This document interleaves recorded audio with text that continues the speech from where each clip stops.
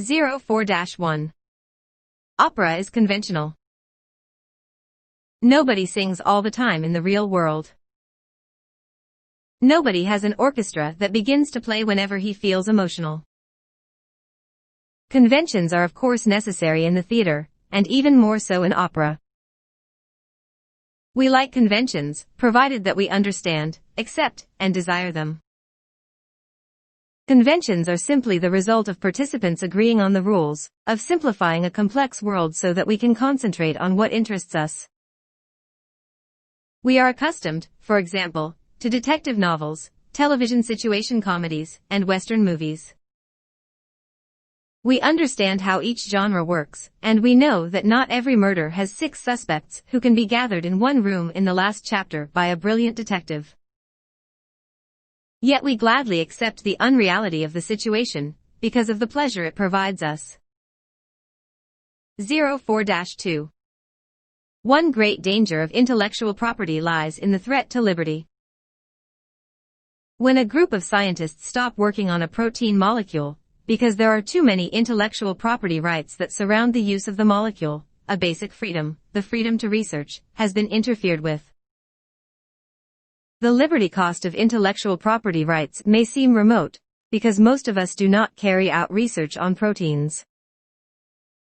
But we all have an interest in seeing public research programs into diseases and health being carried out. We want, for example, public researchers to continue working on the genes for breast and ovarian cancer, and helping to develop cheaper, more effective clinical tests. We do not want them obstructed by announcements like the following. This important patent solidifies Myriad's dominant proprietary position on the BRCA1 and BRCA2 genes, the genes linked to breast and ovarian cancer. Companies are entitled to protect their treatments for disease, but not, through use of their patents, to prevent others from access to genes which are linked to the origins of disease. 04-3. Too much choice is overwhelming for many people, and results in consumers who are less satisfied with the shopping experience, which ultimately hurts retail profitability. Consider, for example, a consumer who wants a product to relieve her cold symptoms. First, she has to decide where to shop for such a product. Over-the-counter pharmaceuticals are now commonly available in a variety of locations ranging from hotel gift shops and convenience stores to drug and grocery stores. Once she has chosen a store and is standing in front of the shelf, the consumer faces a dizzying array of products from a variety of brands with a broad spectrum of ingredients. Even within a particular brand, she can choose products that vary in when they should be taken, how they can be taken, and what symptoms they treat. Ironically, all this is enough to make a healthy person ill. 04-4. In today's business environment, firms may face competition from companies located in their own home market as well as from those based halfway around the world. Also, customer trends which take root in one country may quickly spread to other parts of the world, creating either new marketing opportunities or potential threats to a firm's established products and business models. In addition, political and economic crises in one region may have important implications for consumer and business confidence around the world. One need look no further than the sovereign debt crisis in Europe that began to unfold in 2009, or the subprime mortgage crisis in the USA, to appreciate the impact of such events on economic growth, consumer spending and prosperity. Economic and political events taking place around the world may have a profound effect on a company's prospects for survival and growth. It should be noted that whether or not a firm elects to operate internationally, it is still vulnerable to changes taking place in the global marketplace. 04-5. Clarity is often a difficult thing for a leader to obtain. Concerns of the present tend to loom larger than potentially greater concerns that lie farther away. Some decisions by their nature present great complexity, whose many variables must align a certain way for the leader to succeed. Compounding the difficulty is what ergonomists call information overload, where a leader is overrun with inputs, via emails, meetings, and phone calls, that only distract and clutter his thinking. Alternatively, the leader's information might be only fragmentary, which might cause her to fill in the gaps with assumptions, sometimes without recognizing them as such. And the merits of a leader's most important decisions, by their nature, typically are not clear-cut. Instead, those decisions involve a process of assigning weights to competing interests, and then determining, based upon some criterion, which one predominates. The result is one of judgment, of shades of gray, like saying that Beethoven is a better composer than Brahms. 04-6.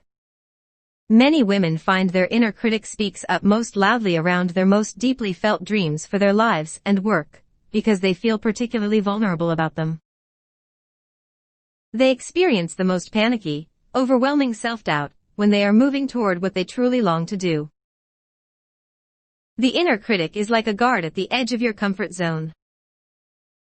As long as you don't venture forth out of that zone, the inner critic can leave you alone, like a guard taking a nap.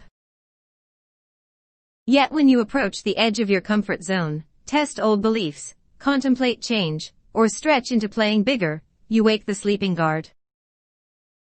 The inner critic recites its lines in an attempt to get you to go back into the familiar zone of the status quo.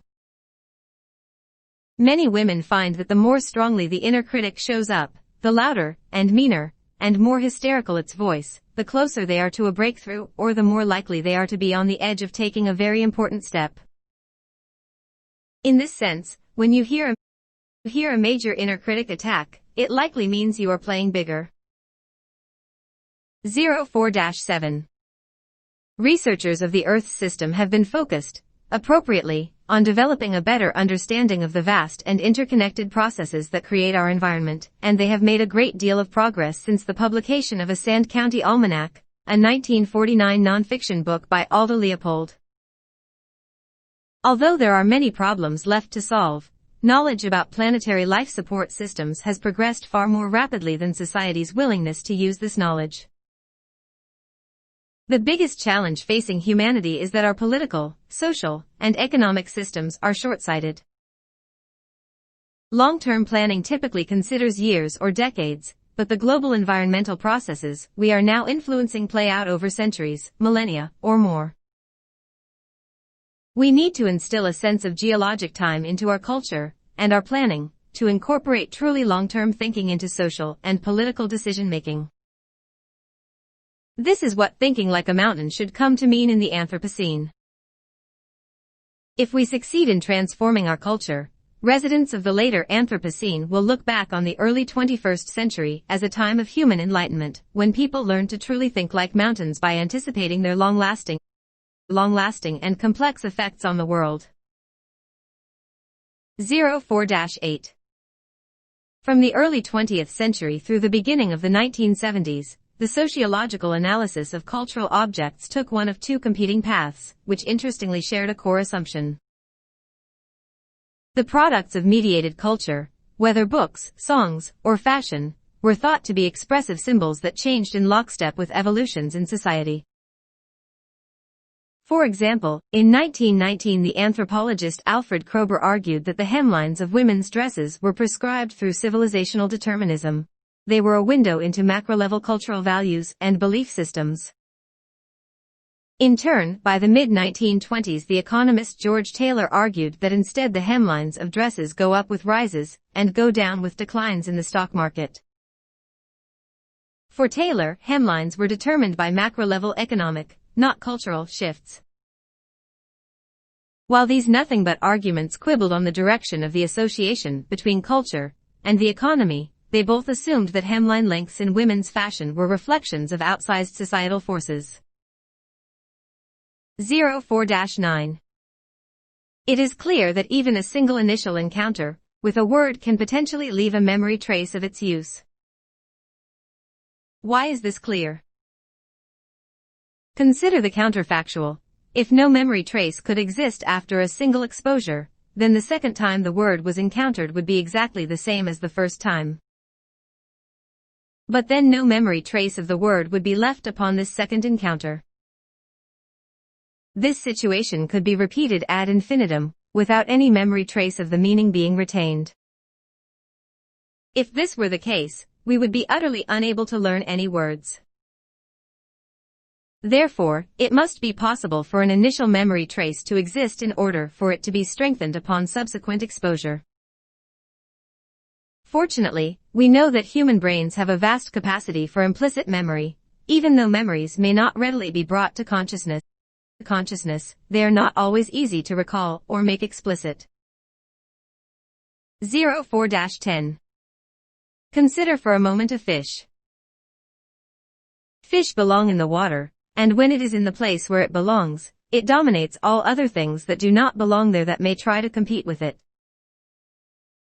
Man is no match for the fish as long as it remains in the water, so in order for us to have any power over the fish, we have to capture it by using tools and many forms of trickery to get it out of the place of its dominance. We understand that man versus fish in the water, fish wins. But if we can succeed in taking it out of the water, the fish will lose every time. The thought that I am trying to convey to you is that, once you discover who you are and operate in that realm, you will always come out successful. But if you follow the guile of other things that may seem attractive, and leave the place of your power, you will never win. Life is about winning, not necessarily about winning against others, but winning at being you, and the way to win is to figure out who you are and do it. 04-11. For a while, people thought that 10,000 hours of practice was what it took to become an expert at something. But now we know that this figure is a gross oversimplification, because the quality of practice matters even more than the quantity. Expert practicers get better faster. They have learned to pick out the difficult parts of what they are trying to do, and work especially hard on those. They make good use of recordings and videos of their own performance. They know what time of day works best for them, when to push on through tiredness or confusion, and when to take a break.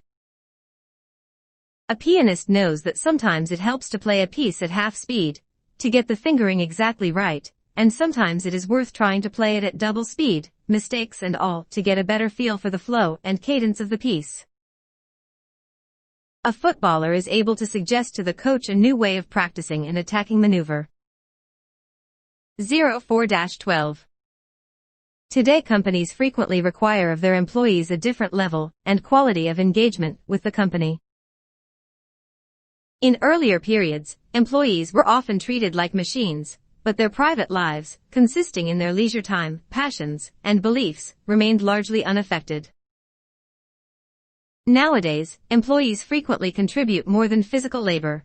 They are required to innovate, make decisions, and work effectively as a team. As a result, they no longer leave work when they go home, but instead continue at some level nonstop. The fact that workers are being asked to contribute collectively to the production of goods and services has begun to reweave the fabric of the social, from one based in the distinction between public and private spaces to one in which networks of associations and the advantages they may offer to move ahead now function as the organizing force in most daily interactions. As Michael Hart and Antonio Negri describe it, we have transitioned from a society in which there are factories to a factory society, in which the entire social performs as a factory.